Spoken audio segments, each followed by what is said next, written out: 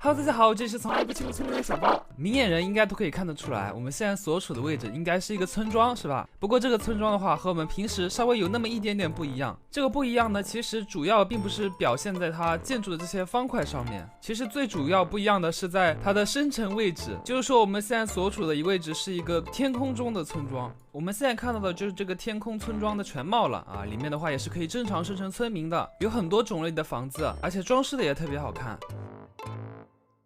这个天空村庄生成的概率和我们平时那种普通的村庄生成的概率是差不多的，不过它这个高度的话，在我们当前 1.17 的版本里面其实不是很高啊。如果后面高度的上限提高了的话，这个空岛再往上提一些，会感觉更合适一点。现在我们在生存里面随便搭几格，感觉就搭上去了。这个最底端的位置它只有110格左右，然后最顶端的位置也只有140格，还是可以往上提升很高的高度的。另外呢，这个村庄是由一个一个小小的这种岛屿，通过一条一条的桥连接起来的，大部分都是这种金合欢木板啊，或者是这种石英的材料制造而成的。每个桥连接起来的都是一个单独的小房子。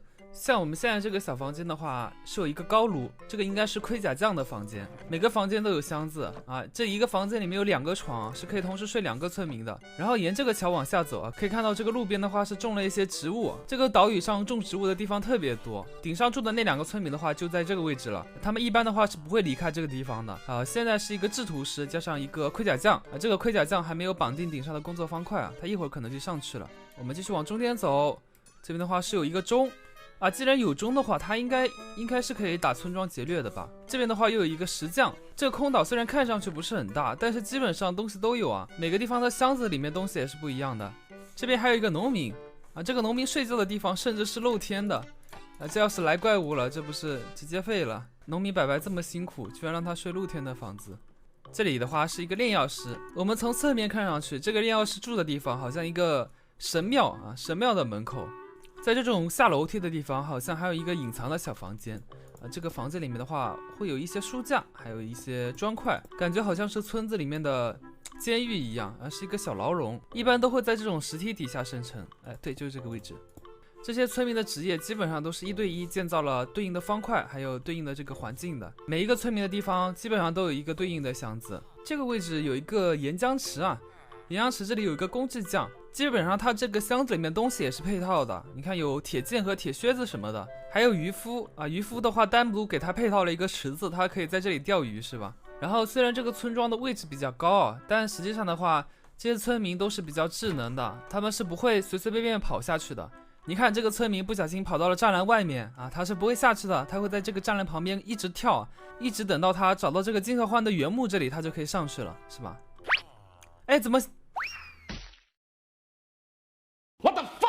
那么这个村庄整体就是这样一个设定啊。如果旁边有高山的话，这个村庄其实离地面就非常的近了。而我发现这个村庄其实还有一个问题。OK， 我们把时间修改一下，修改在晚上啊。在晚上的时候，这个村庄还是挺好看的，因为它灯光做的比较好啊。不过这个灯光并没有做的非常的全面啊，像这种屋顶啊或者这个边缘的地方都是有很多暗角的，而在这个暗角的地方就非常容易刷怪了，好吧？那边的房子顶上一下子刷了5个僵尸，这些僵尸下来之后，这个村民不是直接遭殃了，而且他们没地方跑啊！你们看这个僵尸跳下去之后，这渔夫不是直接就废了？哎，直接被打下去了！我要为他伸张正义，受死吧！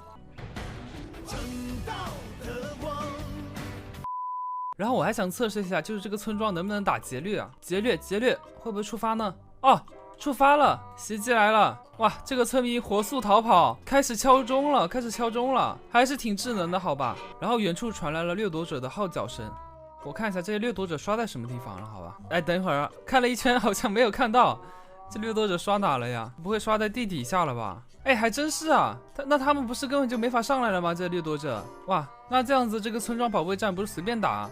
不可能攻占成功啊！哎，虽然这样子对于打村庄劫掠还是挺方便的，不过它其实算是设计上的漏洞吧，作者可能还没有把这一部分考虑进去。如果后续更新的话，可以把这个袭击挪到顶上来就好了，不然这样子村民的人生不是很完整。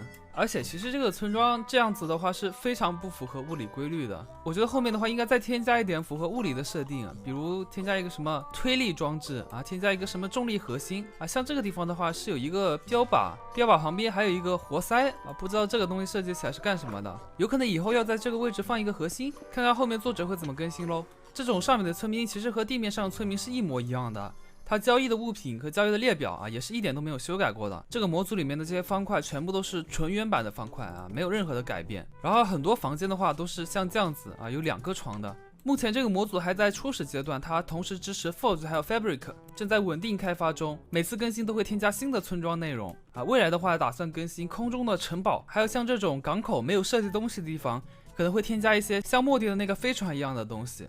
然后还有可能会添加废弃的天空村庄啊，就和地面的那种一样。哦，终于看到铁傀儡了，这个村庄也是会正常刷铁傀儡的啊，观众朋友们。OK， 那么以上就是本期模组的全部内容了。这个模组其实还是挺棒的啊，它在没有破坏游戏平衡性的情况下，给 MC 添加了更多的趣味，期待它后续的更新吧。那么我是小豹，我们下期视频再见，拜拜。